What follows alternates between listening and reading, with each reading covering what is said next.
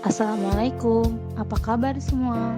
Pada kesempatan kali ini, saya, Sekar Ayu Febrianti, akan membahas sebuah materi mengenai perlawanan Pangeran Diponegoro yang terjadi pada tahun 1825 sampai 1830.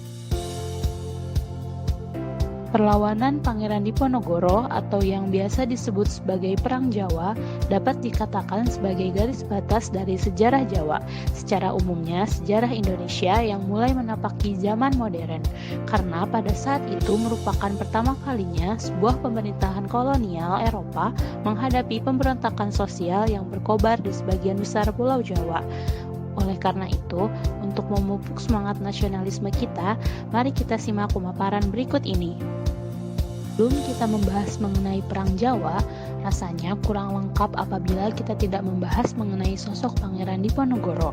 Pangeran Diponegoro lahir pada tanggal 11 November 1785. Ia lahir di Keraton Yogyakarta. Peter Carey dalam tulisannya mengungkapkan bahwa Pangeran Diponegoro merupakan sosok yang menyerupai sosok masyarakat Yogyakarta pada umumnya. Selain itu, lewat tulisannya, Peter Carey juga mengungkapkan bahwa Pangeran Diponegoro merupakan sosok yang cinta damai. Adapun penyebab ia melakukan perlawanan semerta-merta terdesak akibat perlakuan Belanda terhadap rakyat Jawa pada zaman itu. Diangkatnya Pangeran Menol sebagai seorang sultan muda didampingi oleh Patih Danurejo IV. Ia diberikan tanggung jawab untuk menjalankan sistem pemerintahan di Keraton Yogyakarta pada saat itu. Patih Danurejo IV terus menjalin kerjasama dengan pihak Belanda dan hubungan antar kedua belah pihak tersebut semakin lama semakin erat sehingga budaya-budaya barat yang tidak sesuai dengan ajaran Islam dan budaya Jawa pun marak dilakukan. Oleh sebab itu, muncul keyakinan dalam diri Pangeran Diponegoro untuk menghancurkan Keraton Jogja dan para penguasa Jawa yang tidak memerintah sesuai ajaran agama harus turun dari jabatannya agar tercipta suatu tatanan moral baru yang berdasarkan hukum Islam dan nilai-nilai tradisional Jawa.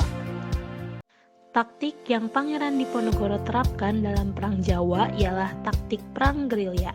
Perang gerilya merupakan perang yang dilakukan dengan cara sembunyi-sembunyi, penuh kecepatan, dan berpindah-pindah dari satu tempat ke tempat lain. Hal ini dilakukan untuk menghindari incaran musuh.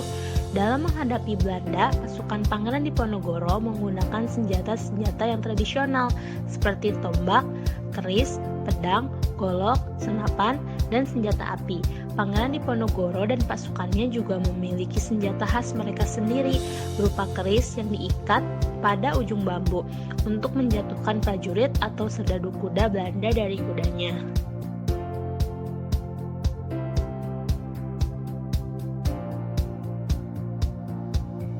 Pada awal peperangan, pasukan Pangeran Diponegoro berhasil memenangkan perlawanan.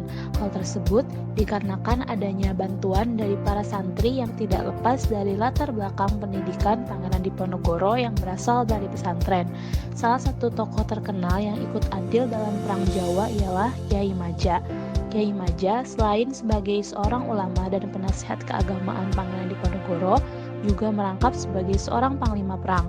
Selain Kyai Maja, terdapat satu tokoh lainnya yang memiliki peranan penting dalam Perang Jawa, ialah Sentot Ali Basya. Beliau merupakan kaki tangan pimpinan tertinggi Perang Jawa, yaitu Pangeran Diponegoro. Sentot Ali Basya memiliki keahlian dalam peperangan.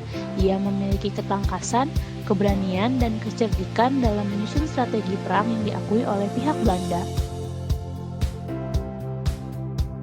Faktor yang menyebabkan kekalahan Pangeran Diponegoro diantaranya ialah terpecahnya Pangeran Diponegoro dengan pengikut-pengikutnya seperti Kyai Maja yang menjadi puncak dari hilangnya separuh kekuatan pasukan Pangeran Diponegoro. Peter Carey mengungkapkan bahwa adanya janji perdamaian yang menggiurkan yang ditawarkan kepada masyarakat Jawa. Janji tersebut berupa pemberian benih tanaman gratis maupun bajak gratis.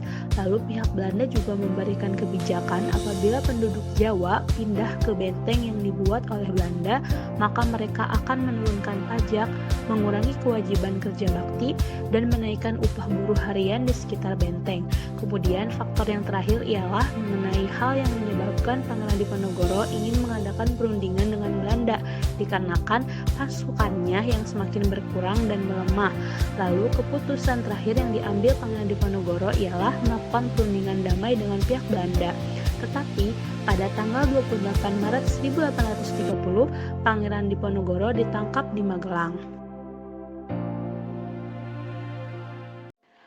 Dampak yang timbul akibat Perang Jawa ini adalah banyaknya korban jiwa dari kalangan pribumi Jawa sekitar 200.000 orang, sedangkan dari pihak Belanda 8.000 orang, serta 7.000 orang Indonesia yang meninggal karena keberpihakannya terhadap orang Belanda. Tentunya, jumlah tersebut bukanlah jumlah yang sedikit. Konon pada saat itu penduduk Jawa hanya tinggal separuhnya. Selain itu, pihak Belanda juga mengalami kerugian dari segi materi, sehingga untuk memulihkan keuangan dan menutup kerugian, Belanda pun membuat kebijakan baru, yakni kultur stelsel atau tanam paksa oleh Jenderal Van den Bosch. Hal ini tentu semakin membuat rakyat tertindas dan banyak yang mengalami kesengsaraan, kelaparan, lalu berujung pada kematian.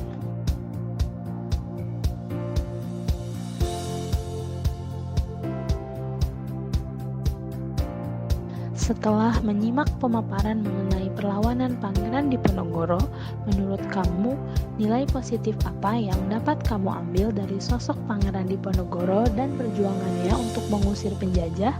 Sebutkan minimal 3. Jangan lupa tulis jawabannya di buku tugas masing-masing.